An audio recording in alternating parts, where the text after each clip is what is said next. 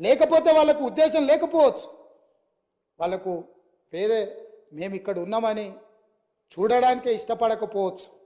ఈ కుర్చీలో పేదవాడు ఒక రైతు కొడుకు ఇక్కడికి వచ్చి కూర్చోవడం కొంతమందికి నచ్చకపోవచ్చు. వాళ్ళకు వాళ్ళు ఏమంటారు ఏందది జీర్ణించుకోకపోవచ్చు. కరెక్టే. మావాడు ఉంటాడంటే ఆ రైతు పిల్లగాడు ఉన్నాడు ఏంది, నేను నా కళ్ళతో చూడలేదు, నాకు ఈ శిక్ష వద్దని మీరు అనుకుంటే నేను ఏం చేస్తా అధ్యక్ష? అట్లా ఎవరైనా అనుకోని కళ్ళల్లో సీసం పోసుకున్నారు అనుకో అధ్యక్ష, మనం ఏం చేస్తాం అధ్యక్ష? వాళ్ళు ఇష్టం అధ్యక్ష, నేనేం అంటలేను.